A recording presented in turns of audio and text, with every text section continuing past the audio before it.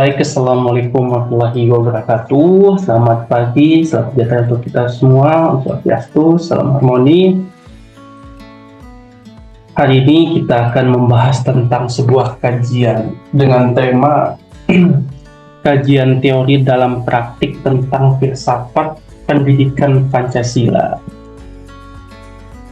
Judul dari yang akan saya bahas pada pagi hari ini yaitu Merajut Keindonesiaan, Dinamika dan Dilema dalam Pengembangan Filsafat Pendidikan Pancasila.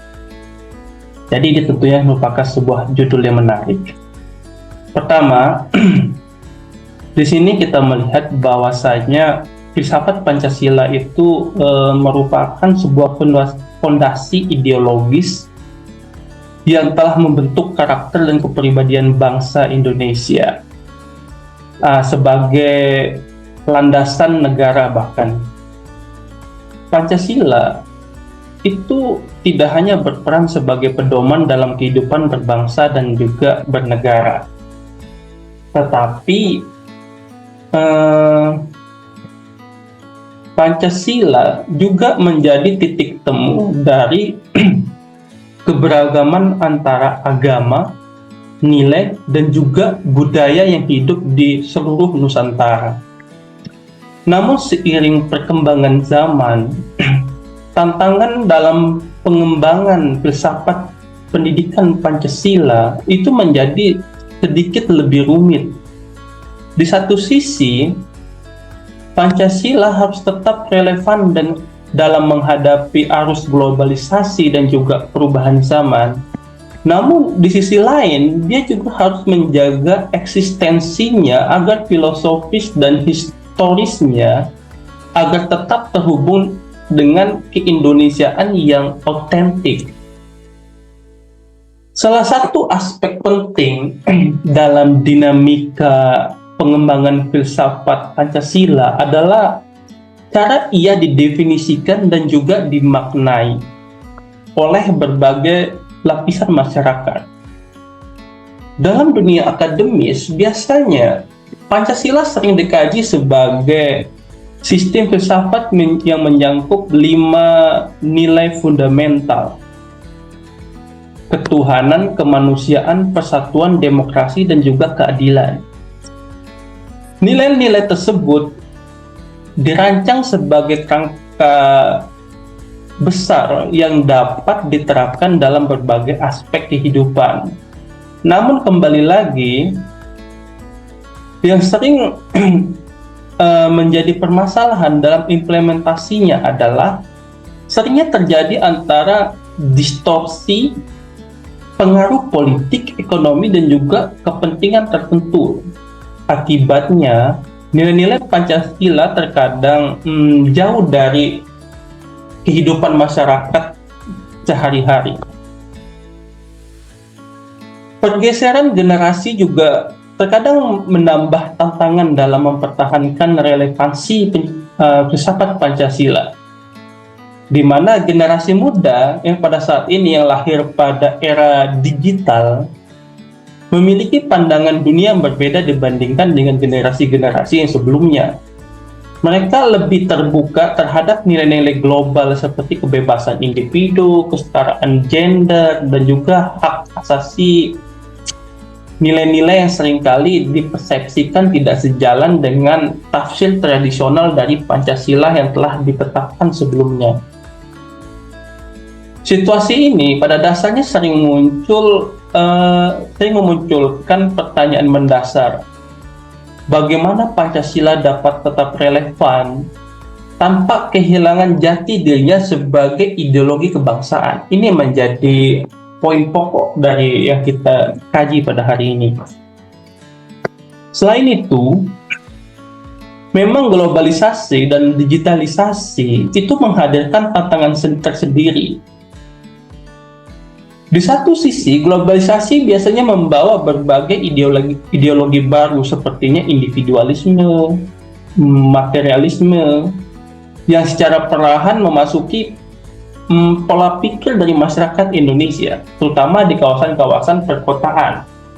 Belum lagi di situ adanya digitalisasi yang menciptakan ruang diskusi yang luas namun berisiko pada penyalahpahaman terhadap nilai-nilai dari Pancasila.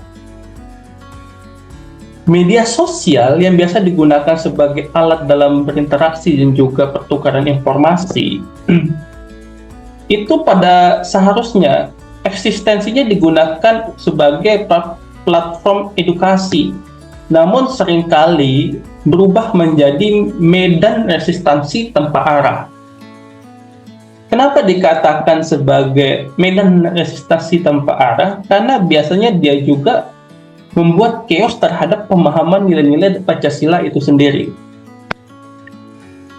Akibatnya apa? Pancasila kerap sekali direduksi menjadi hanya sekedar sebuah slogan politik yang kehilangan makna mendalamnya.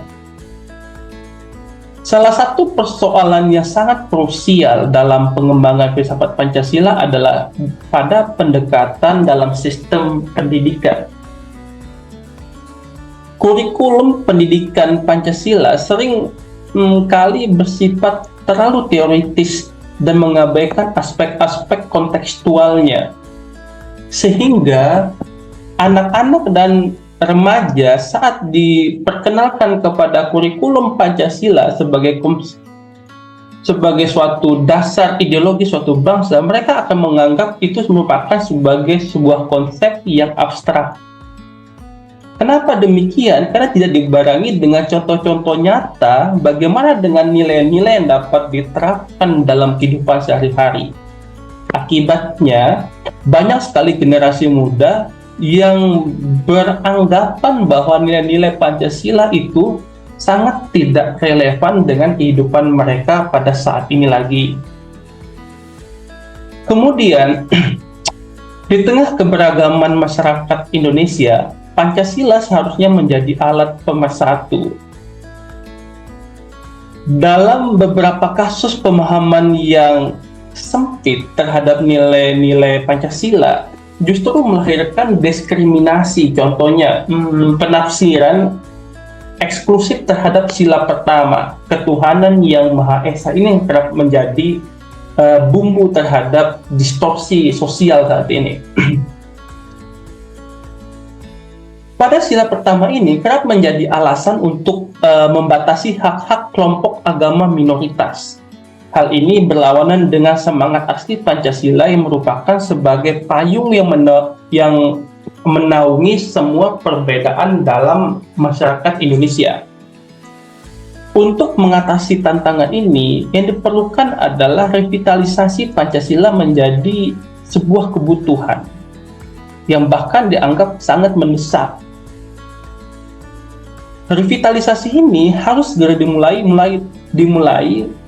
dari pembaharuan kurikulum pendidikan yang lebih adaptif dan juga relevan. Pembelajaran Pancasila dapat disajikan melalui studi kasus nyata yang sesuai dengan pengalaman generasi muda pada saat ini. Dengan demikian, nilai-nilai Pancasila tidak hanya menjadi hafalan, tapi juga panduan dalam menghadapi tantangan hidup. Selain itu, ruang digital dapat dimanfaatkan untuk mempromosikan filsafat Pancasila secara kreatif dan juga inovatif. Media sosial misalnya, kita gunakan sebagai platform yang sifatnya mengedukasi dengan menyebarkan konten-konten terdidik ataupun edukasi Pancasila dalam format yang menarik, misalnya seperti video pendek yang dapat disebarkan melalui Instagram, TikTok ataupun YouTube, dan juga infografis yang dapat merupakan seperti karikatur ataupun poster gitu, dan juga melalui podcast. Pendekatan seperti ini itu dapat meningkatkan kesadaran masyarakat terhadap Pancasila, tetapi juga membuatnya lebih mudah diterima oleh generasi muda. Karena apa? Karena itu sesuai dengan tren yang berkembang pada saat ini juga. Yang terakhir, dalam pandangan politik, harusnya pada hal ini pemimpin menjadi teladan yang nyata dalam menerapkan nilai-nilai Pancasila. Pengambilan kebijakan yang selalu berlandaskan pada keadilan, persatuan, dan juga demokrasi yang inklusif. Hal ini akan memperkuat kepercayaan masyarakat nantinya terhadap Pancasila yang merupakan ideologi yang relevan yang dapat diandalkan. Kemudian selanjutnya perlu adanya kontekstualisasi Pancasila agar ia tetap fleksibel dalam menghadapi perubahan zaman. Kemudian, kolaborasi antara akademisi, pemerintah, dan juga masyarakat itu juga menjadi kunci untuk memastikan Pancasila dapat berkembang secara dinamis. Kemudian yang terakhir adalah perlu adanya dialog yang terbuka dan juga inklusif tentang Pancasila.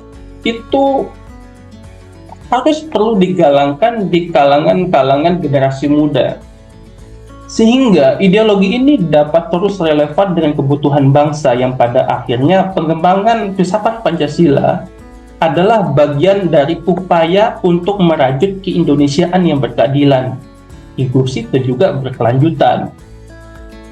Kompleksitas tantangan yang dihadapi Pancasila itu mencerminkan sebuah dinamika yang mengembangkan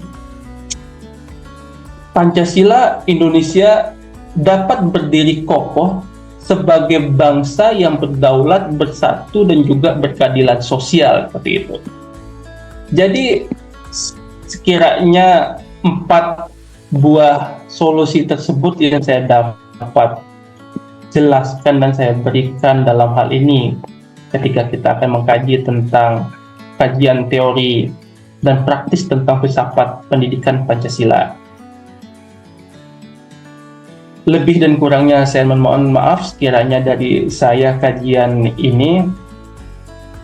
Lebih dan kurangnya juga jika ada yang perlu diskusikan, kita dapat diskusi lebih lanjut melalui kolom komentar. Sekian untuk hari ini. Wabillahi taufiq wal hidayah. Assalamualaikum warahmatullahi wabarakatuh. Sampai jumpa di pertemuan selanjutnya.